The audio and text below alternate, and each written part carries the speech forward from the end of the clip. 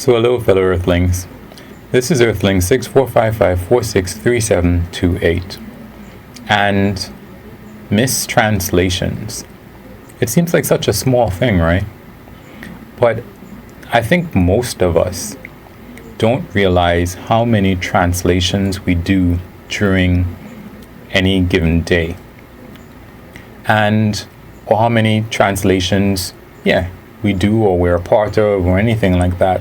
And how many opportunities for misunderstandings to occur, completely benign understandings that can actually turn into wild conspiracy theories that can fool and have millions, if not billions, of people in the wrong direction and thinking one thing means something completely altogether different.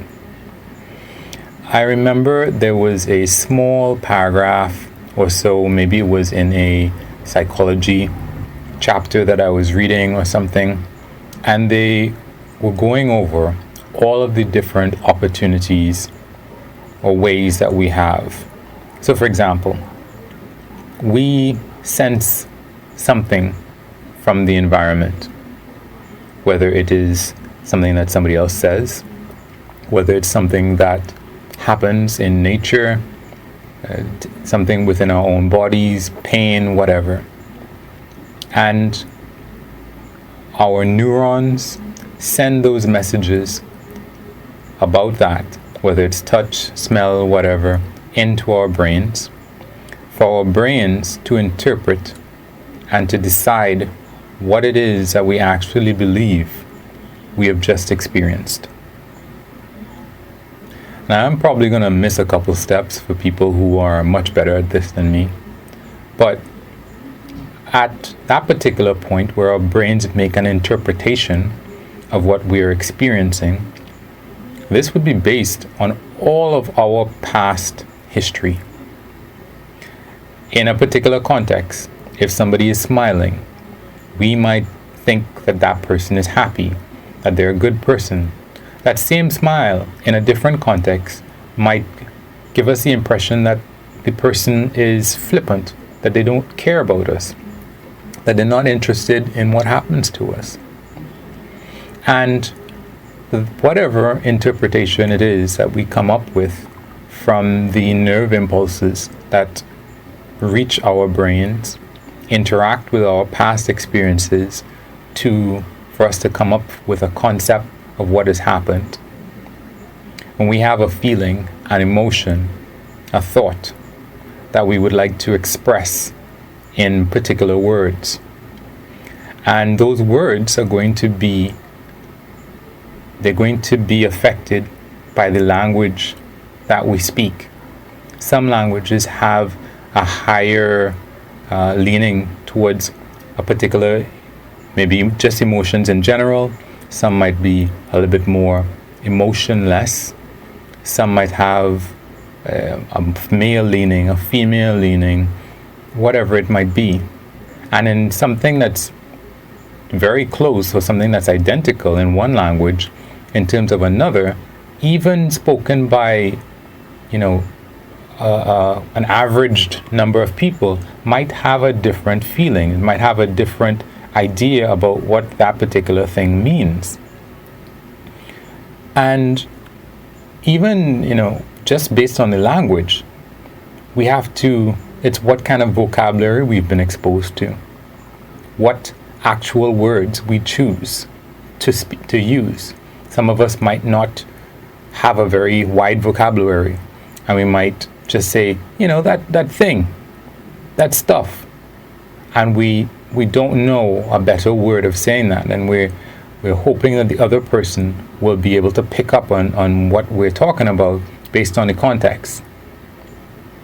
And after it's filtered through our experiences and our language, whatever response it is that we want to utter to the other person, and through whatever our vocabulary, limited or wide it might be, then there is, our tone of voice. Some of it, I know times where people think that I have an attitude based on what they perceive my tone of voice to be. So there's whatever happened to you that morning or that day that might affect your mood, that might affect the way that you say something, that is in reaction to whatever stimulus or input you've gotten into you from, whatever your senses are. And of course, after we've put this thing into words, now it's up to the other person on the other end to interpret, and this might be somebody on the other end of the phone. It might be somebody 10,000 miles away, 500 years later, who is reading your words and trying to interpret what it is that you mean. It might be your cousin, someone who is related to you, someone who speaks another language to you, if this is something that has been translated. There's so many variables. The gender of the person who is listening, a man and a woman hearing the same thing, might come to two completely different conclusions, even in general, not just specific people based on their specific experiences. Different genders hearing different things might interpret those same words to be different. Maybe even just based on the sexual orientation of the specific person. And based on their age, based on their race, based on their mood at the time that they hear what you're saying. And through all of this, somehow we're still able to convey, most of the time, the right message or an approximately good message, so that we as a species are able to cooperate in so many different ways, and that make us the most powerful species on Earth at this time. It's because of our ability to cooperate and for ideas to pass from one person to the other, in spite of all of these different parameters that can potentially mess with the messages. And it is so interesting. I remember a friend of mine was showing me a video that was supposed to be proof that people never left the orbit of the Earth to go in orbit of the moon and land on the moon. And his reasoning was, I think, just 2 or 3 words in a video. And that was proof to him that somebody had made a mistake and told the truth. That person's mistaken slip of the tongue was the truth. And basically, that is really at the bottom of so many conspiracies and so many simple misunderstandings. The fact that there can be errors in the way that information is passed.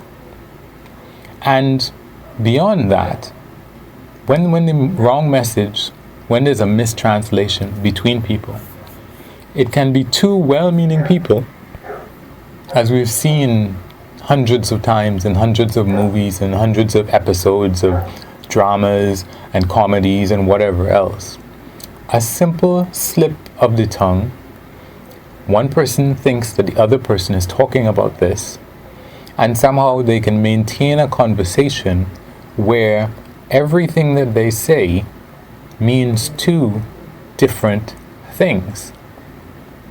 And they get upset with each other because one person's interpretation of what the other person is saying is completely wrong.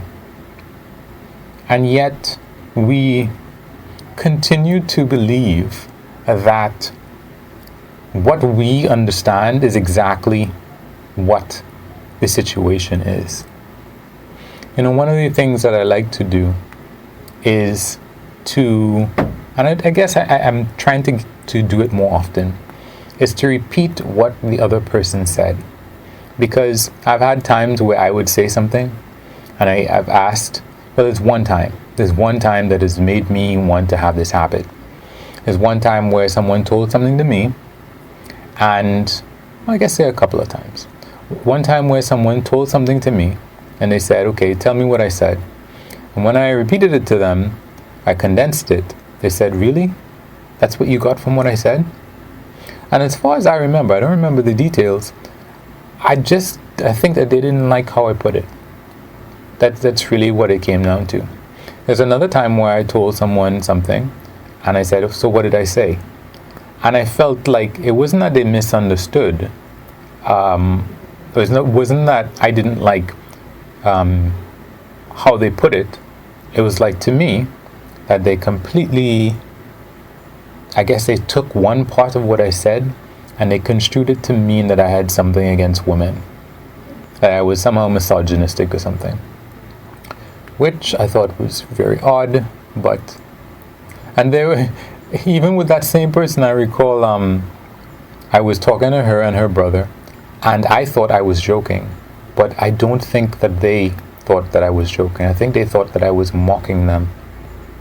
But again, I guess that kind of thing can happen when you think that you're close enough to the person to make a joke that they'll understand, and they don't think that they're close enough to you for you to make that type of joke.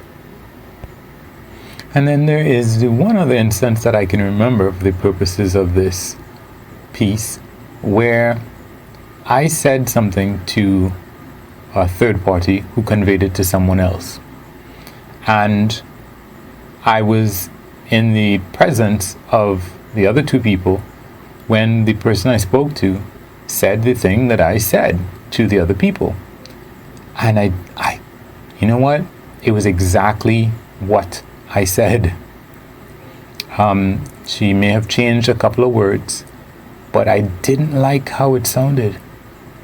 And then I wanted to kind of take it back, but not really.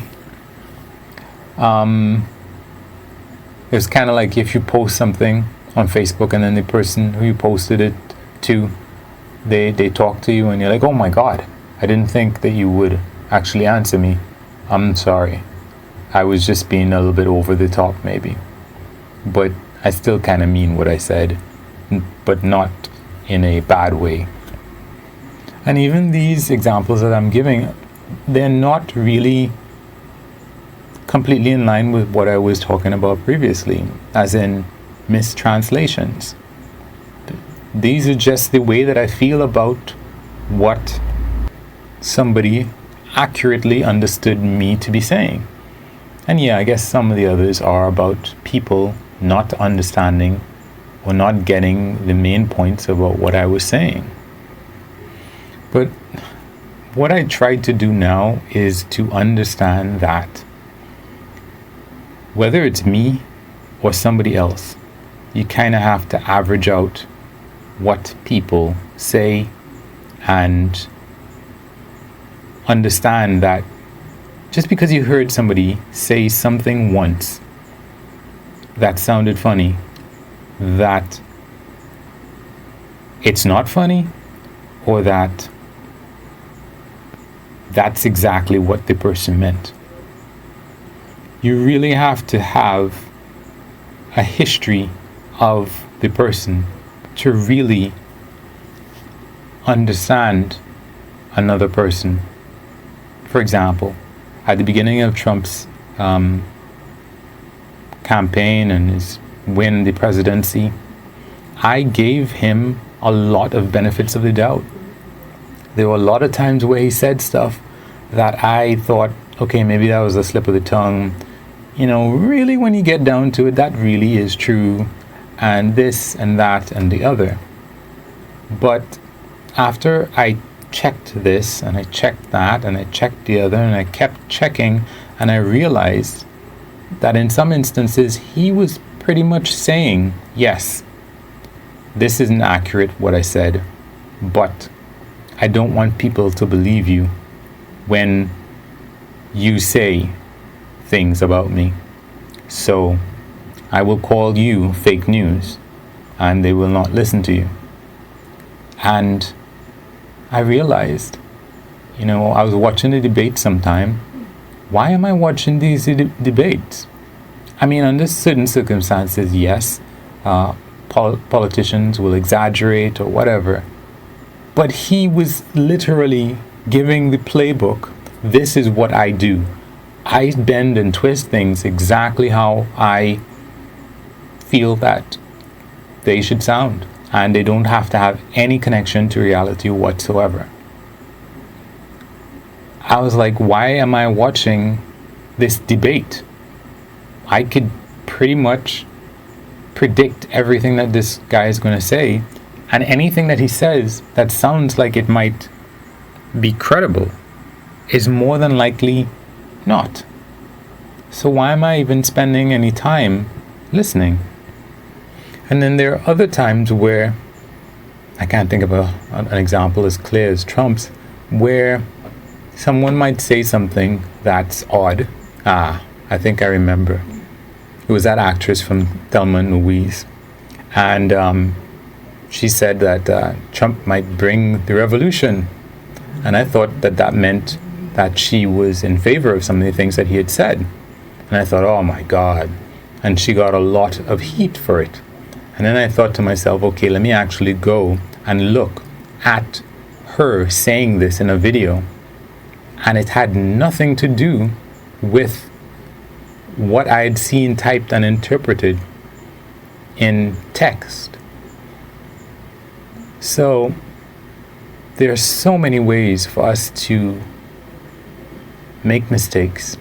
I think the best way to avoid making mistakes is one of the things that you do in physics, which is if you need to time the period of a clock, for example, you time it over 100 ticks, and then you divide by 100. Because if you time it based on one tick, you could be very well wrong. But if you time it based on 100 ticks, and you divide by 100 for the whole time, then your error is likely to be 1/100th of what it would have been otherwise. So that's what we have to do. We have to go to a lot of different sources, and we have to spend time with people to realize where they're coming from, to know that our one-off interpretation is actually making sense. Anyway, guys, if you like it, like. If you want to comment, comment. And if you want to share or subscribe, feel free. But of course, and I don't prefer it, think of it, if it was for you, would you want me to share or subscribe or to comment on your video? Good. So please give me a shot. Thanks. Peace.